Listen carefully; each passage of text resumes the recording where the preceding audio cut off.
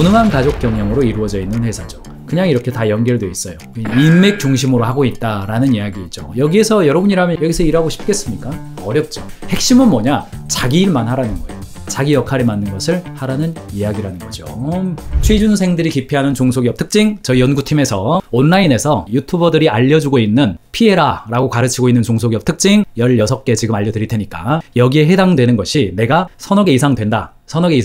그러면 빨리 바꾸시기 바랍니다. 그래야 좋은 직원들 뽑고 뽑은 직원들 퇴사 안 시킬 수 있습니다. 1번부터 성장하지 않는 회사, 신규 사업에 투자하지 않는 회사, 직원 교육이 없는 회사, 만성적자인 회사, 비공식적 회의로 주요 사항 결정되는 회사, 소수에게 권력이 집중되는 회사, 주요 보직에 선임된 사람이 이미 정해져 있는 회사, 무능한 사람이 핵심 인재로 있는 회사, 무능한 가족 경영으로 이루어져 있는 회사, 기업 리뷰가 안 좋은 회사, 이직률 높은 회사, 자주 채용 공고가 올라오는 회사, 업무 계획이 불투명한 회사, 과한 압박 면접을 하는 회사, 자신과 맞지 않는 가치관을 가진 회사, 복지가 안 좋은 회사, 비공식적인 회의로 주요 사항이 결정되는 회사죠. 공개적으로 한 회의와 전혀 다른 일들이 일어나죠. 밀실 대화로 주요 결정이 일어나고 직원 의견이 반영 안 되고 소수의 의견으로 회사가 운영되는 거죠. 스타트업이고 성장하고 돈이 많이 벌리는 회사를 하더라도 회의 시간에 공개적으로 의사결정이 안 일어나고 회의 때 다 끝났는데 결정은 내가 내일까지 결정해 드릴게요 하고 회의 끝내버려요. 그럼 그 회의에 참여했던 멤버들은 어떻게 됩니까?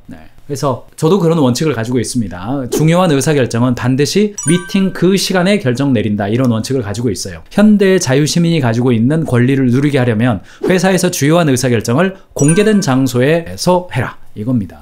무능한 가족 경영으로 이루어져 있는 회사죠. 그냥 이렇게 다 연결되어 있어요. 다 연결되어 있는 겁니다. 가족이 와서 그 영역에서 탁월하게 일을 해주면 얼마나 좋겠습니까? 근데 그렇지 않고 핵심 인재가 가족으로 이루어져 있고 실력 중심의 회사가 아님을 드러내고 있는 거예요. 그냥 인맥 중심으로 하고 있다라는 이야기죠. 여기에서 여러분이라면 여기에 이렇게 다 있는데 난 여기 앉아가지고 나는 그냥 입사한 사람이에요. 여기서 일하고 싶겠습니까? 어렵죠. 어렵죠. 핵심은 뭐냐? 자기 일만 하라는 거예요.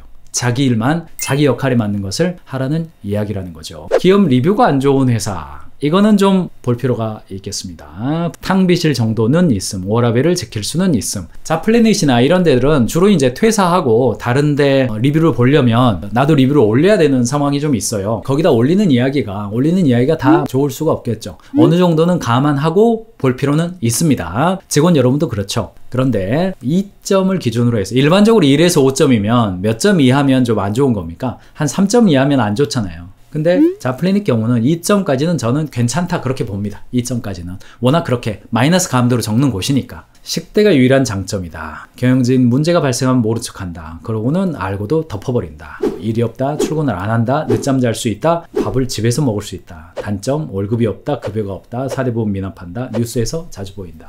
이게 뭐 극단적인 상황을 지금 얘기한 겁니다만은 이런 관점들도 참고해 보셔라. 사람들이 직장 생활을 할 때 각기 다른 욕구가 있고 직원 경험을 관리해야 되는데 어떻게 해야 될 것 같냐 라고 물었을 때 기본적으로 직장 생활하는 것에 대해서 한 4가지 정도의 욕구가 있다고 봅니다. 욕구가 있어요. 첫 번째가 보상입니다. 아무리 뭐니 해도 머니가 중요하죠. 공정하고 적절한 보상이 있어야 됩니다. 전혀 터무니없으면 안 되죠. 그 다음에 뭡니까? 직무 설계입니다. 직무가 정말 죽을 것 같아. 그냥 하루 일하면 집에서 막 뻗어버릴 것 같아요. 안 되죠. 직무가 정말 나는 하고 싶지 않은 일이에요. 그것도 어렵죠. 직무 설계가 잘 돼 있어야 된다고 해요. 그리고 세 번째가 성장이죠. 회사도 성장하고 나도 성장을 해서 이 일을 하면 할수록 내가 불경력이 되는 거죠.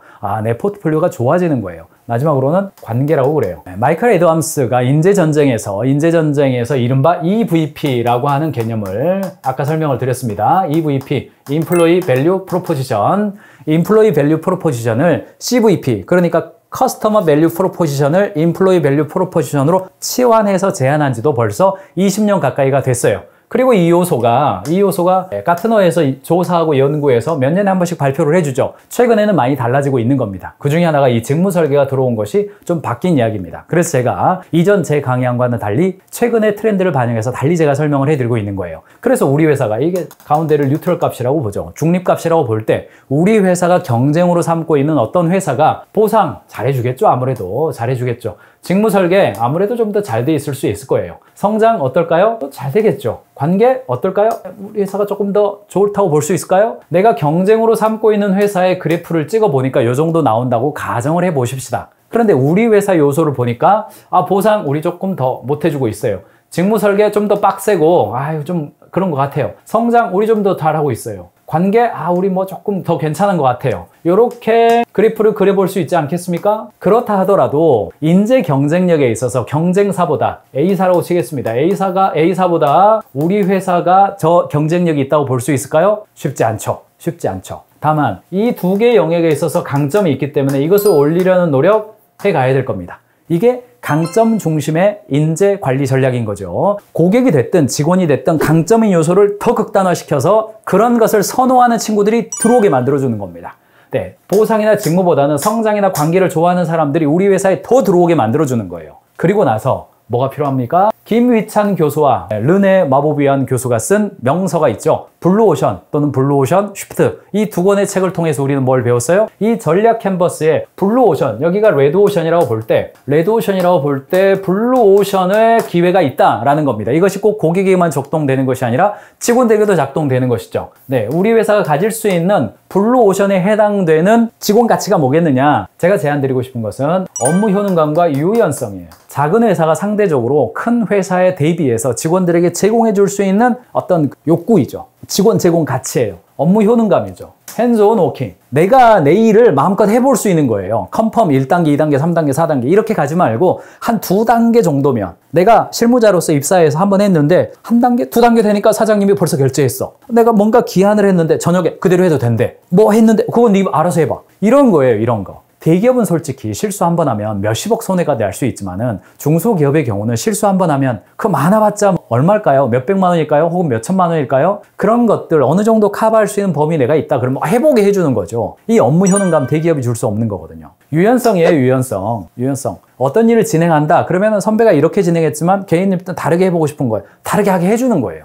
일을 하다가 좀 실수했어요. 그거 커버해 주는 겁니다. 이런 것들이 유연성 관점에서 해주는 거예요. 그렇게 찍어봤더니 경쟁사 대기업은 점수가 낮을 수밖에 없겠죠. 그런데 우리 회사는 점수가 높게 설계 가능하잖아요.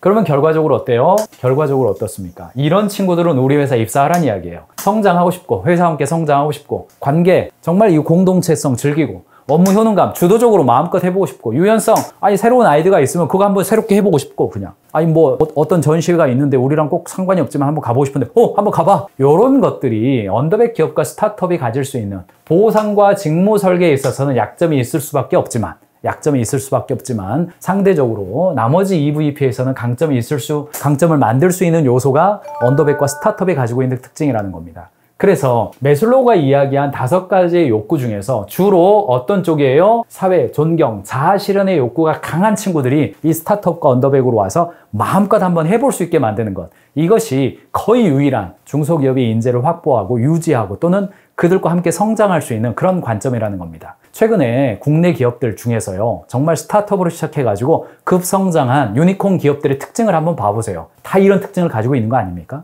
다 이런 특징. 벤처로 성장해가지고 투자받아가지고 유니콘 기업까지는 못 갔어도 어느 정도 자리매김한 기업들의 특징을 보세요. 성장, 관계, 업무 효능감, 유연성 이런 요소들을 굉장히 강조했던 곳들입니다. 그런 요소가 지나치게 경직되지 않도록 여러분 회사에 직무를 재설계하고 직원 제공 가치를 만들어서 채용에도 반영하고 입사해서 신입사원들에게도 반영해주고 그런 관점들을 여러분 고려해 보시기 바랍니다.